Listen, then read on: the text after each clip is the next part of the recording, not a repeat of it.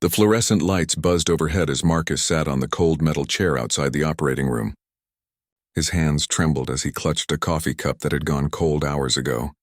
The hallway smelled of disinfectant and something else he couldn't quite name, something that made his stomach turn.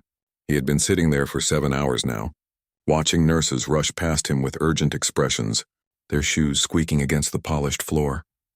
His wife Sarah had been inside that room since early morning. What was supposed to be a routine surgery had turned into something else entirely. The doctors had promised him it would take 3 hours at most. Simple, they said. Nothing to worry about, they assured him with confident smiles. But those 3 hours had stretched into 4, then 5, then 6. Now, as the clock on the wall showed 3:30 in the afternoon, Marcus felt his heart sinking deeper with each passing minute. He thought about the morning, how Sarah had kissed him before they wheeled her away. She had been brave, smiling even though he could see the fear in her eyes. 23 years of marriage had taught him to read every expression on her face. She had squeezed his hand and told him she loved him, told him not to worry. He had promised her he wouldn't, but that was a lie. He had been worrying since the moment they found out she needed this surgery.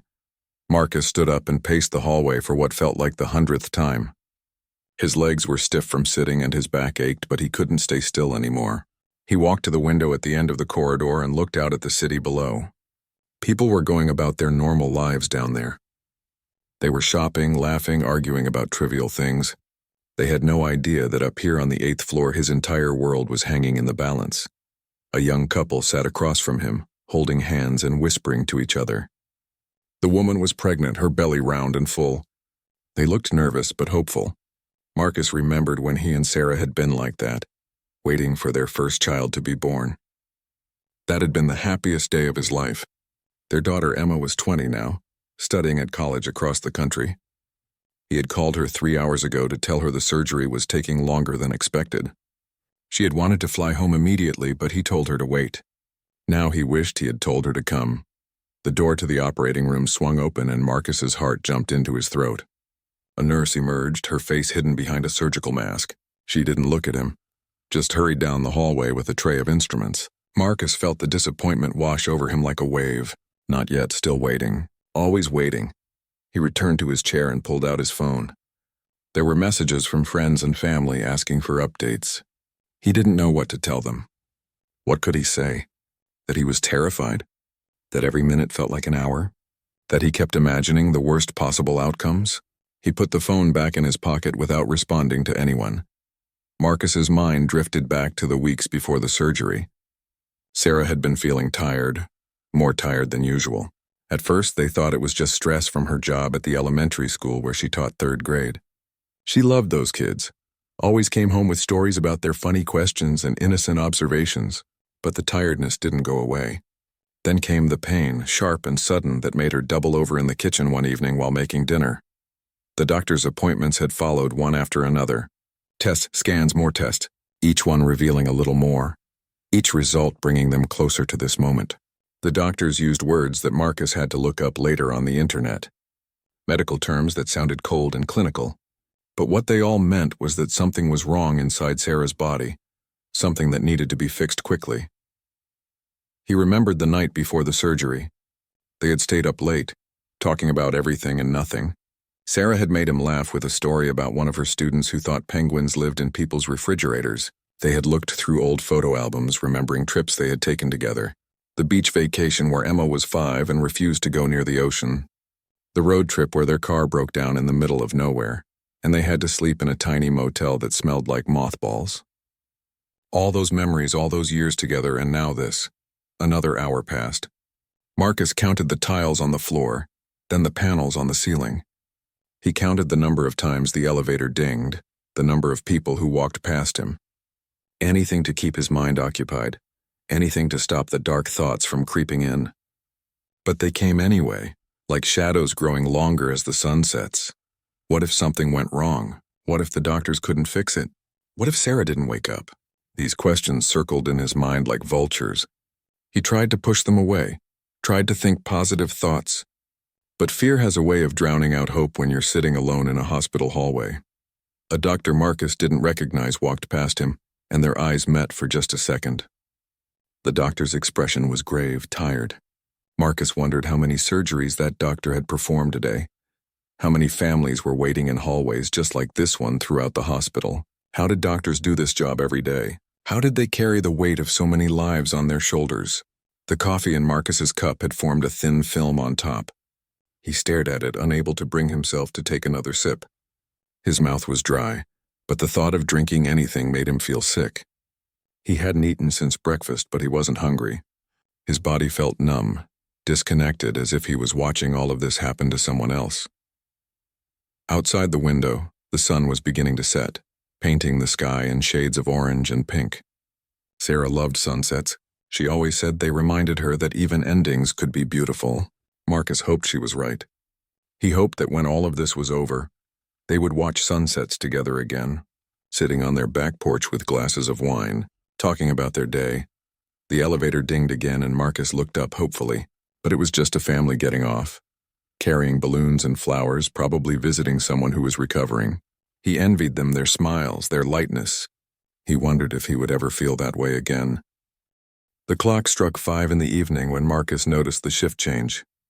New nurses arrived, fresh-faced and energetic, while the tired ones from the morning shift gathered their belongings.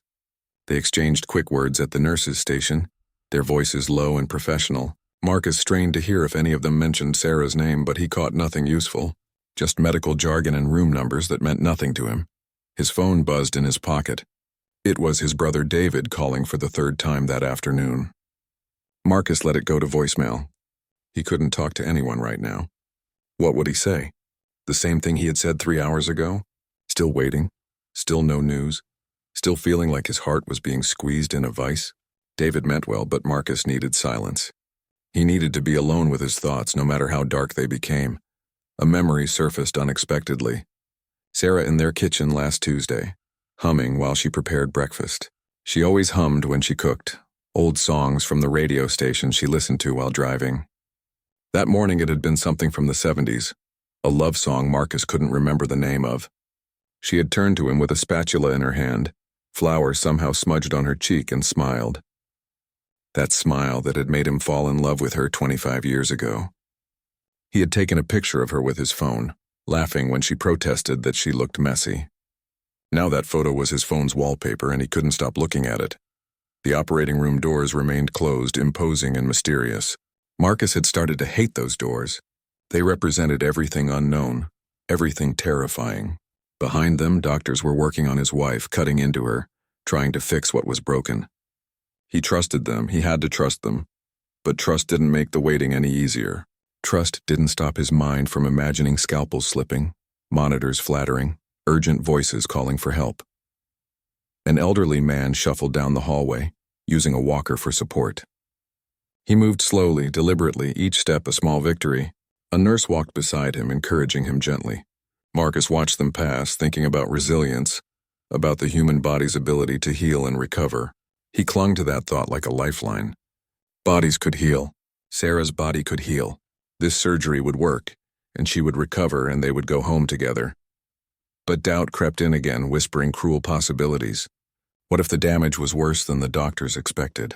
What if they opened her up and found something they couldn't fix? Marcus had read too many stories online late at night when he couldn't sleep. Stories of surgeries gone wrong, of complications nobody saw coming, of people who went in for routine procedures and never came out. He knew he shouldn't have read those stories, but fear makes you do irrational things. His stomach growled, a reminder that his body still needed food even when his mind was consumed with worry. There was a cafeteria on the 2nd floor, but Marcus couldn't bring himself to leave. What if the doctors came out while he was gone? What if they needed to tell him something important and he wasn't there? No, he would stay. He would stay right here in this chair until someone told him what was happening. The pregnant couple across from him had left an hour ago, replaced by a middle-aged woman who sat alone, staring at her hands. She looked how Marcus felt, lost and frightened, waiting for news that might change everything. He wanted to say something to her, offer some word of comfort or solidarity, but what could he say? Words felt inadequate in moments like this. So they sat in silence, two strangers united by worry, separated by their own private fears. Marcus thought about the last real conversation he and Sarah had before all the medical appointments began. They had been planning a trip to Italy for their 25th anniversary next year. Sarah had always wanted to see Rome. Walk through the ancient streets, throw a coin in the Trevi fountain. She had bought travel books and spent evenings circling restaurants and museums they should visit. Her eyes had lit up when she talked about it, the way they always did when she was excited about something. Would they still make that trip? The question hung in his mind, heavy and persistent. He tried to push it away, tried to focus on positive outcomes, but the uncertainty was suffocating. Every plan they had made, every future they had imagined together, now felt fragile and conditional. Everything depended on what was happening behind those closed doors. A janitor came by, mopping the floors with steady, rhythmic movements. The smell of cleaning solution mixed with the hospital's antiseptic scent. Marcus watched the janitor work, envying the simplicity of the task. Mop the floor, move to the next section, repeat. Clear, straightforward, no life or death decisions. No waiting for news that could shatter your world. His phone buzzed again. This time it was Emma. He answered, his voice hoarse from not speaking for hours. Emma asked if there was any news, and he told her no, not yet.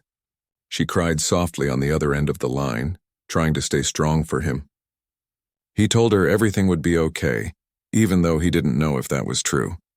Parents lie to protect their children, even when those children are grown. After they hung up, Marcus felt more alone than ever. The sky outside had darkened completely now. City lights twinkled in the distance, cars moving along highways like blood cells through veins. Somewhere out there, people were sitting down to dinner, watching television, putting children to bed. Normal life continued while his stood still, frozen in this moment of terrible waiting. Marcus closed his eyes and prayed, something he hadn't done in years. He wasn't sure if anyone was listening. Wasn't sure he believed anyone was there to listen, but he prayed anyway. Prayed for Sarah, for the doctors, for a miracle. Prayed that when those doors finally opened, the news would be good. Prayed that he wouldn't have to face a world without her. A sound made him open his eyes. The operating room doors were moving. Marcus's heart stopped. 2 doctors emerged, both wearing surgical scrubs, both with masks pulled down around their necks. Their faces were serious, lined with exhaustion. They looked around the hallway, their eyes scanning for someone. Marcus stood up, his legs shaky, his hands clenched into fists. They were looking for him. After 8 hours of waiting, of hoping, of fearing, this was the moment. The doctors walked toward him, their expressions unreadable, and Marcus felt the world tilt beneath his feet. The older doctor reached Marcus first, his hand extended in greeting. Dr. Patterson, the lead surgeon who had explained everything to them before the operation. His surgical cap was still on, and there were tiny drops of sweat on his forehead. The younger doctor stood slightly behind him, a woman Marcus remembered seeing briefly that morning. Her name tag read Dr. Chen, and her eyes held a sadness that made Marcus's blood run cold. Dr. Patterson's handshake was firm, but brief. He gestured toward a small consultation room across the hallway, a private space away from the other waiting families. Marcus's legs felt like concrete as he followed them. This was it. After all those hours of waiting, of imagining every possible outcome, he was about to learn Sarah's fate. The walk to that room felt like miles, though it was only a few steps. The consultation room was small and sterile, with 3 chairs arranged around a simple table. A box of tissues sat in the corner, and Marcus's eyes fixated on it. Why were there tissues? That box of tissues suddenly represented everything terrible. They wouldn't need tissues for good news. People didn't cry tears of joy in hospital consultation rooms. They cried tears of loss, of grief, of worlds falling apart. Dr. Patterson sat down heavily, as if the weight of what he was about to say was physically pressing down on him. Dr. Chen remained standing by the door, her arms crossed, her expression carefully neutral. Marcus stayed standing too, unable to sit, unable to do anything but wait for the words that would either save him or destroy him. The older doctor took a breath, then looked directly into Marcus's eyes. The surgery had been far more complicated than they anticipated, he began. What they thought would be a straightforward procedure had revealed extensive damage. They had worked for hours trying to repair it, using every technique at their disposal, calling in additional specialists. The entire surgical team had given everything they had. Marcus heard the words but struggled to process them. Complicated, extensive damage, hours of work. But what did it mean? Was Sarah alive? Was she going to be okay? He wanted to scream at them to just tell him, to stop using careful medical language and give him the truth. But his voice was stuck in his throat, trapped by fear. Dr. Patterson continued, his voice steady but soft. They had managed to repair most of the damage, he said. Sarah had survived the surgery. She was alive. Marcus felt his knees buckle slightly, relief flooding through him so intensely it was almost painful. Alive. Sarah was alive. But the doctor wasn't smiling, wasn't offering congratulations. There was something else, something he hadn't said yet. The next words came slowly, deliberately. While they had saved Sarah's life, there had been complications. Serious complications? During the surgery, her blood pressure had dropped dangerously low. For several minutes, her organs hadn't received adequate oxygen. The surgical team had worked frantically to stabilize her, and they had succeeded. But those minutes of oxygen deprivation had caused damage. How much damage they wouldn't know for certain until she woke up. If she woke up, Dr. Chen added quietly from her position by the door. Her voice was gentle but honest. Sarah was currently in a medically induced coma, her body given time to heal from the trauma of the surgery. They would begin reducing the sedation tomorrow, allowing her to gradually wake. But there were no guarantees. The brain was unpredictable after oxygen deprivation. She might wake up completely fine, her cognitive function intact, or she might wake up changed with memory loss, difficulty speaking, impaired motor skills, or she might not wake up at all. Marcus finally found his voice, though it came out as barely a whisper. What were the odds? What were the chances she would be okay? Dr. Patterson shook his head slowly. Medicine wasn't about odds, he said. Every patient was different. Every recovery was unique. They had seen people defy all expectations, recovering completely when the prognosis looked grim. They had also seen the opposite. All they could do now was wait, monitor her closely, and hope her body and brain could heal. The word hope sounded hollow to Marcus in that moment. Hope was what he had been clinging to all day in that hallway. Hope was what had kept him from falling apart. But now hope felt insufficient, inadequate against the reality of what might happen. His wife was lying in a hospital bed somewhere, her future uncertain, her life hanging in a delicate balance between recovery and loss. Could he see her? Marcus asked. Dr. Chen nodded, explaining that Sarah was in the intensive care unit now. He could visit, but only for short periods. She would be connected to numerous machines, tubes, and wires monitoring every aspect of her condition. It might be difficult to see her like that, but if he wanted, they would take him to her now. Marcus nodded, unable to speak. Of course he wanted to see her. She was his wife, his partner, his best friend. Nothing could keep him away, no matter how difficult it might be. Dr. Patterson stood up, placing a hand briefly on Marcus's shoulder. They had done everything they could, he said. Now it was up to Sarah's body to do the rest. The words were meant to be comforting, but they felt like a door closing, like the doctors washing their hands of responsibility. The walk to the intensive care unit was a blur. Marcus followed Dr. Chen through corridors that all looked the same, past rooms where other lives hung in balance, where other families kept vigil. The ICU was quiet, almost eerily so. Machines beeped and hummed, but there were no voices, no footsteps. Just the sound of technology keeping people alive. Sarah's room was the third on the left. Dr. Chen paused outside the door, preparing him for what he was about to see. But nothing could have prepared him. When he stepped inside and saw Sarah lying in that bed, surrounded by machines, tubes running in and out of her body, a ventilator breathing for her, Marcus felt something break inside his chest. Her face was pale, almost gray. Her hair, usually so carefully styled, was hidden beneath bandages.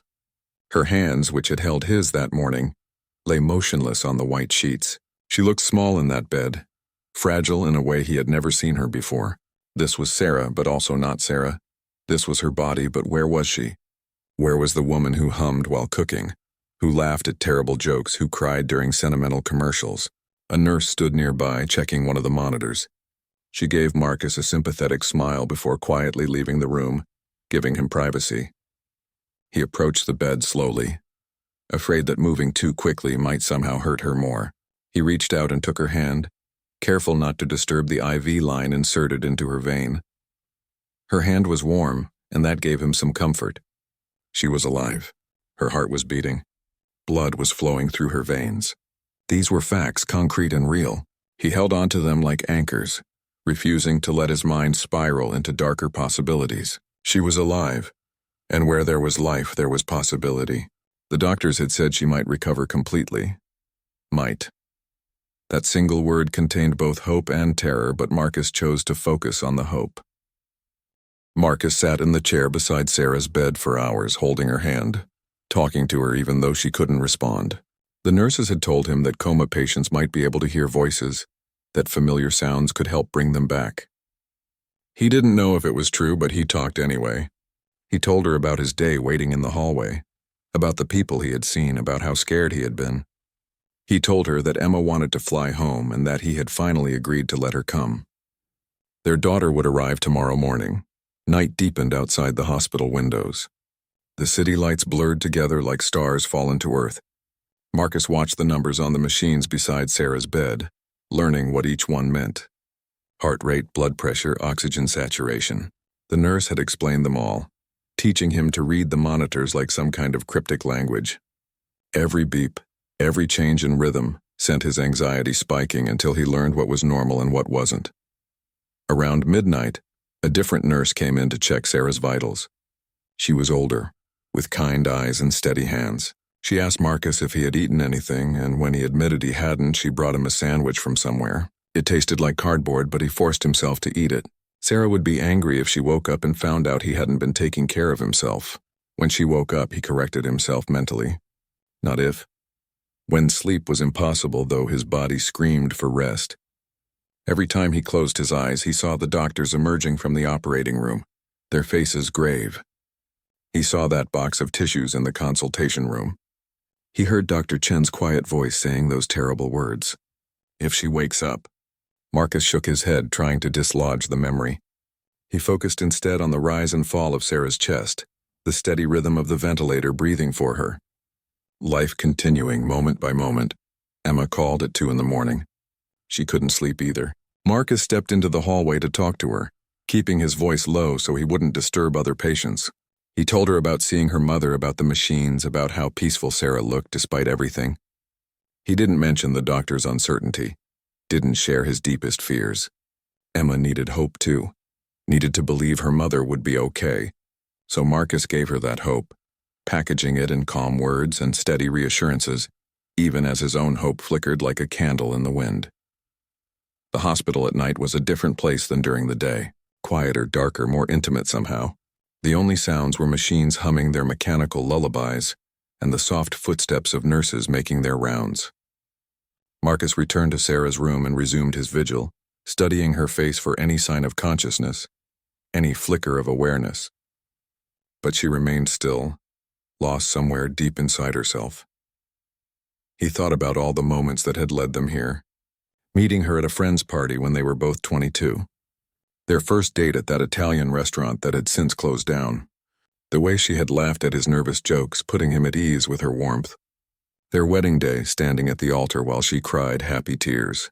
The birth of Emma. How Sarah had been so strong through hours of labor.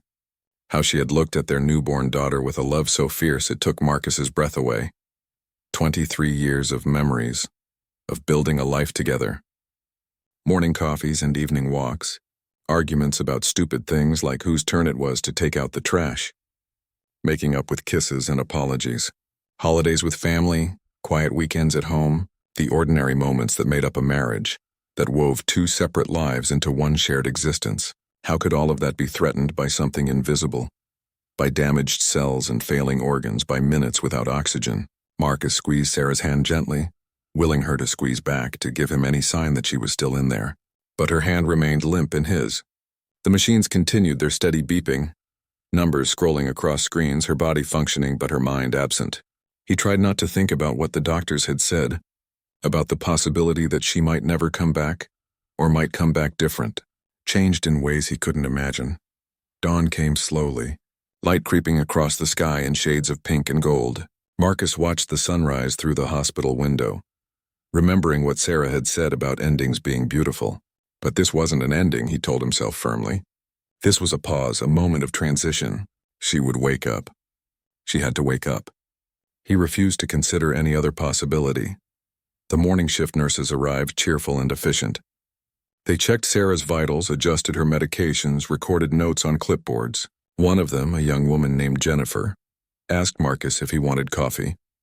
He accepted gratefully, though his hands shook so badly he nearly spilled it. Jennifer didn't comment on his trembling, just gave him a sympathetic smile before moving on to the next patient. Dr. Patterson came by during his morning rounds.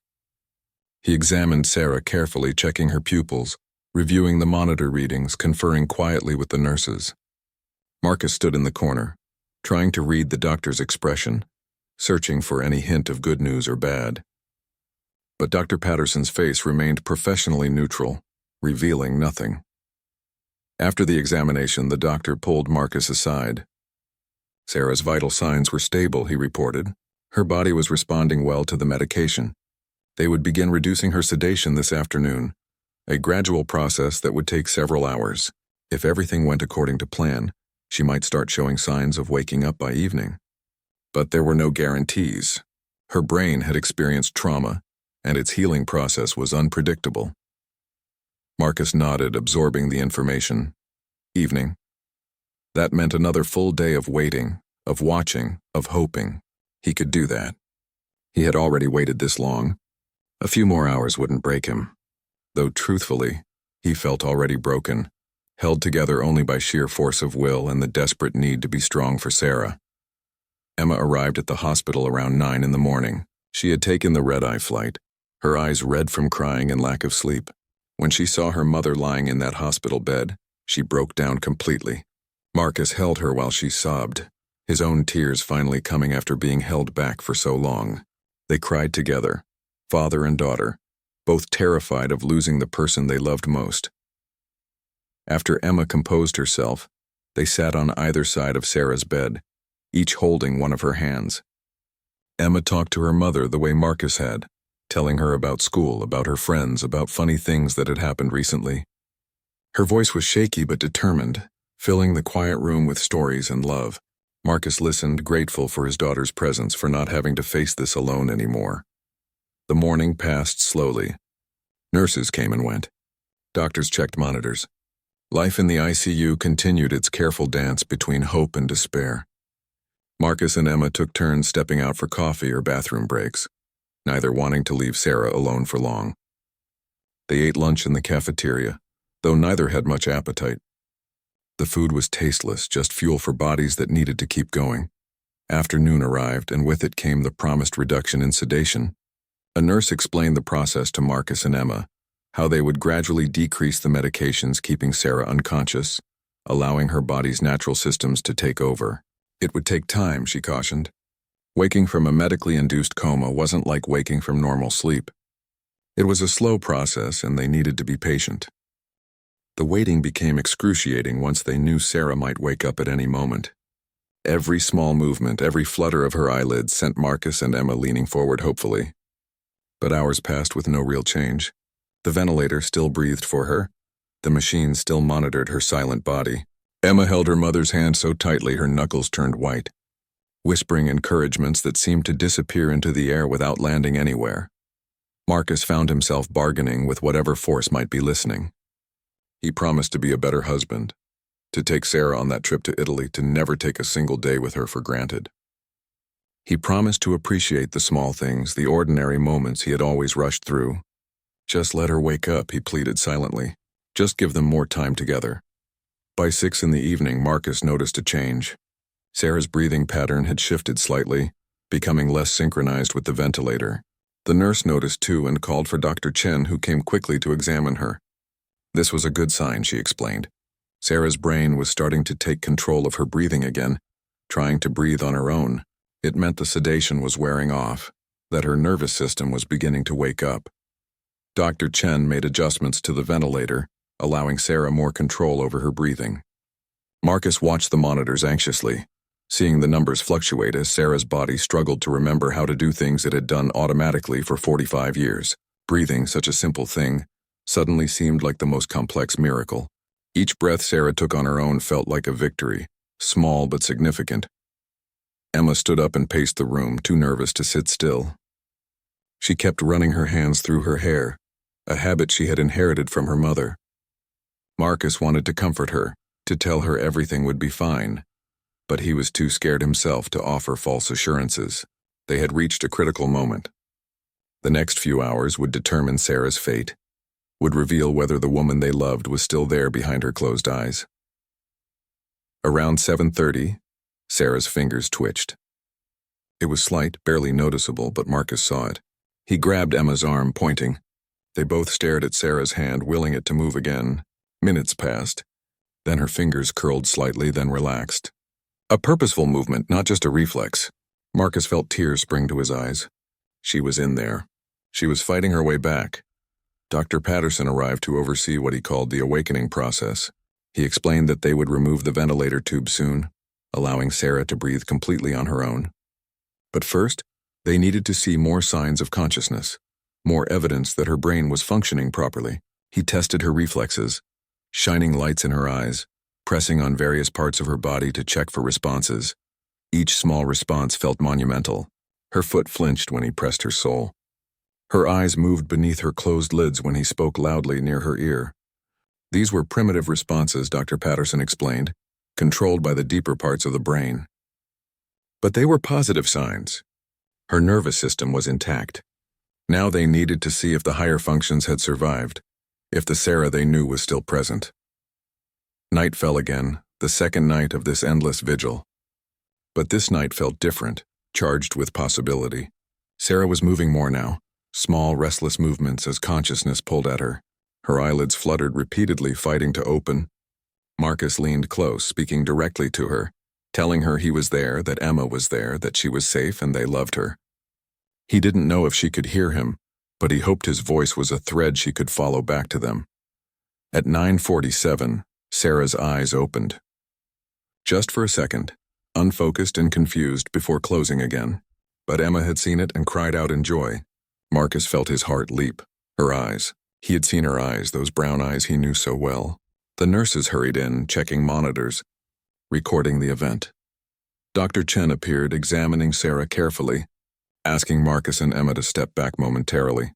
The doctor worked efficiently, testing responses, speaking to Sarah even though she wasn't fully conscious yet. She explained that the awakening process could take hours or even days.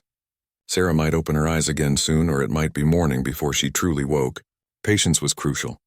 Rushing her could cause setbacks, but Sarah's eyes opened again 20 minutes later, and this time they stayed open longer. She looked around the room, her gaze unfocused and frightened. Marcus moved into her line of sight, speaking softly, trying not to overwhelm her. Her eyes found his face and stopped wandering. For a long moment she just stared at him, and Marcus couldn't tell if she recognized him or was just looking at a stranger. Then her hand moved, reaching weakly toward him. Marcus took it, squeezing gently, tears streaming down his face. She knew him. She recognized him. Relief flooded through him so intensely he thought he might collapse. Dr. Chen checked Sarah's responses, asking her to squeeze her hand, to move her feet. Sarah complied slowly, her movement sluggish but present. Her cognitive functions appeared intact, the doctor said with barely contained excitement. This was the best possible outcome they could have hoped for. The ventilator tube was removed carefully and Sarah coughed weakly as it came out.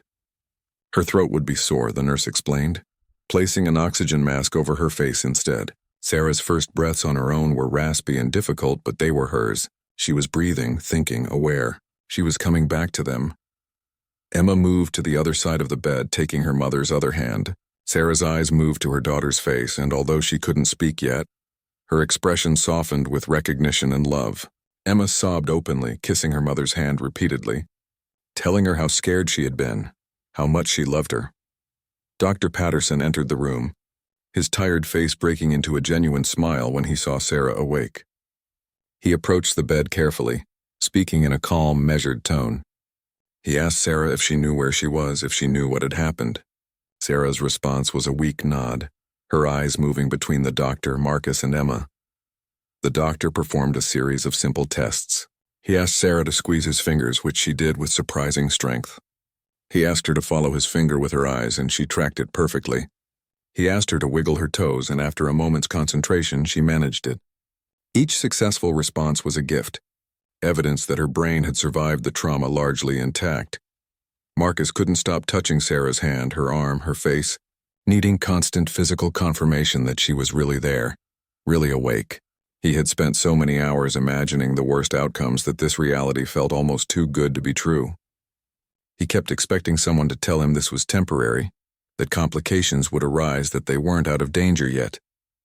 But Dr. Patterson's assessment was cautiously optimistic. The doctor explained that while Sarah's initial responses were excellent, they would need to monitor her closely over the coming days. Brain injuries could be unpredictable. Sometimes problems emerged later, after the initial recovery, but for now everything looked promising. Sarah would remain in the ICU overnight, possibly longer depending on how stable she remained. They would run more tests in the morning, assess her cognitive function more thoroughly, check for any deficits in memory or motor skills. After the doctor left, Marcus finally allowed himself to breathe properly for the first time in 36 hours. Sarah was awake. She knew who he was, knew who Emma was. She could move, could think, could respond. The nightmare that had consumed him was beginning to lift, replaced by fragile hope and overwhelming gratitude. Sarah tried to speak, but her voice was barely a whisper, rough from the ventilator tube. The nurse quickly reminded her not to strain herself, that her throat needed time to heal. But Sarah persisted, her eyes locked on Marcus's face. He leaned closer, his ear near her mouth, straining to hear the words she was fighting to say. "Love you," Sarah whispered, each syllable an effort. Those two words, simple and profound, broke something open inside Marcus. All the fear, all the anguish, all the desperate waiting of the past day and a half came pouring out. He laid his head gently on her shoulder, careful not to disturb any of the remaining tubes and wires, and wept. Sarah's hand, weak but steady, touched his hair in the familiar gesture she had done 1,000 times before. Emma joined them, creating a circle of connection around Sarah's hospital bed. The three of them stayed like that for a long time, crying and holding each other, grateful for the miracle of still being together. The machines beeped their steady rhythms around them. The hospital carried on with its endless work, but in that room, time seemed to stop.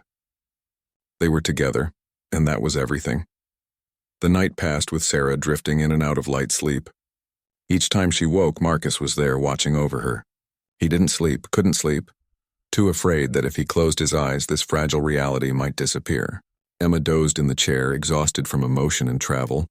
Marcus envied her ability to rest, but he couldn't join her. He needed to stay awake, stay vigilant, as if his consciousness alone was keeping Sarah tethered to this world. By morning, Sarah was more alert.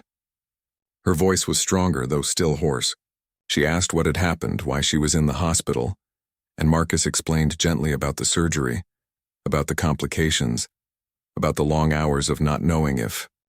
The days that followed were filled with tests and cautious optimism. Sarah remained in the ICU for 3 more days while doctors monitored her recovery. They ran cognitive assessments, checking her memory, her reasoning skills, her ability to process information. Each test she passed felt like another victory, another confirmation that she had truly come back to them whole. Marcus learned a new routine, dividing his time between the hospital and home.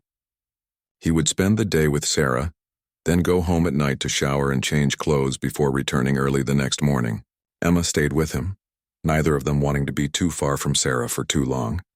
The house felt empty without her, her absence noticeable in every room. On the 4th day, Sarah was moved from the ICU to a regular hospital room. This felt like a milestone, a step closer to normal life. The new room had a window with an actual view of the city, not just fluorescent lights and medical equipment. Sarah could see the sky, watch clouds drift past, observe the rhythm of life continuing below. She commented on how beautiful the world looked, how she had never really noticed sunlight before, the way it changed throughout the day. Physical therapy began that same afternoon. A cheerful therapist named Tom came to help Sarah sit up in bed, then eventually stand with support. Her legs were weak from days of inactivity, and she wobbled like a newborn deer taking its first steps, but she was determined, gritting her teeth through the discomfort, refusing to give up even when her body protested. Marcus watched with pride and worry, wanting to rush forward and catch her every time she swayed, but knowing she needed to do this herself. The psychological impact of what had happened began to surface as Sarah grew stronger physically. She had nightmares about being trapped in darkness, unable to find her way out. She woke up panicking, checking to make sure Marcus was there, that she was really alive and not still lost in that void between consciousness and death. The doctors said this was normal, that trauma often manifested in dreams, that her mind was processing what her body had experienced. Marcus had his own struggles. Every time he closed his eyes, he saw those doctors emerging from the operating room, their faces grave. He heard Dr. Chen's quiet voice saying Sarah might not wake up. The memories haunted him at random moments throughout the day. He would be fine one minute, then suddenly overcome with the memory of how close he had come to losing everything. A therapist at the hospital suggested he might be experiencing symptoms of post-traumatic stress. That witnessing a loved one's medical crisis could be traumatic for family members too. But they were together, and that fact overshadowed everything else. Sarah was alive, recovering, getting stronger each day. The doctors were amazed at her progress, calling her resilient, a fighter. The brain injury that had seemed so threatening had left minimal lasting damage. She had some short-term memory issues, occasionally forgetting conversations from earlier in the day. But the doctors assured them this would likely improve with time. Emma had to return to school after a week, though she left reluctantly. Sarah insisted, not wanting her daughter to fall behind in her classes. They video-called every evening, Emma checking on her mother's progress, Sarah reassuring her daughter that she was fine, that everything was going to be okay. Marcus could see how much Emma had grown during this crisis, how she had faced the possibility of losing her mother and come out stronger, more appreciative of family. 10 days after the surgery, Sarah was discharged from the hospital. The drive home was surreal for Marcus. He kept glancing at the passenger seat, hardly believing Sarah was really there, really coming home with him. She looked out the window with the same wonder she had shown in her hospital room, as if seeing the world for the first time. She commented on colors, on trees, on ordinary things that had always been there but suddenly seemed remarkable. Their house welcomed them with familiar comfort. Sarah moved through the room slowly, touching furniture, looking at photographs on the walls, reconnecting with the life she had temporarily left behind. She stood in the kitchen for a long time, the place where she had prepared countless meals, hummed countless songs. Marcus watched her, giving her space to rediscover her home, to settle back into the person she had been. Recovery at home was a gradual process. Sarah tired easily, needing frequent rest breaks. Simple tasks that had once been automatic required concentration and effort. But every day brought improvement. She could walk further without getting exhausted. She could focus on conversations longer without losing track. She could cook simple meals, finding joy in the familiar rhythms of chopping vegetables and stirring pots. Marcus found himself watching her constantly, perhaps too closely. He worried about every stumble, every moment of confusion, every sign that something might be wrong. Sarah eventually sat him down and gently told him he needed to relax, that she was fine, that hovering over her was making them both anxious. She was right, as she usually was. He needed to trust in her recovery, to believe that the worst was truly behind them. 3 weeks after coming home, Sarah returned to the hospital for a follow-up appointment. Dr. Patterson examined her thoroughly, reviewed all her test results, and declared her recovery remarkable. The short-term memory issues were improving. Her cognitive function was excellent. Her physical strength was returning steadily. Barring any unforeseen complications, she would make a complete recovery. Marcus felt years of weight lift from his shoulders hearing those words. Complete recovery. Sarah would be okay. They would have their life back, have the future they had planned together. That trip to Italy was back on the table. Growing old together was still possible. All the things he had feared losing were still there, waiting for them. Sarah started talking about going back to work, missing her third-grade students. Marcus was hesitant, wanting her to take more time, but he understood her need to return to normal life. Teaching gave her purpose, connected her to the community, made her feel like herself. The school was willing to wait as long as she needed. But Sarah was eager to get back to the classroom, to those children who had sent her cards and drawings during her hospital stay. On a quiet evening 2 months after the surgery, Marcus and Sarah sat on their back porch watching the sunset. The sky was painted in brilliant shades of orange and pink, the kind of sunset Sarah had always loved. They held hands, sipping wine, not saying much but not needing to. The silence between them was comfortable, filled with unspoken gratitude and love. Sarah turned to him, squeezing his hand. She thanked him for staying by her side, for not giving up hope, for being there when she woke up confused and frightened.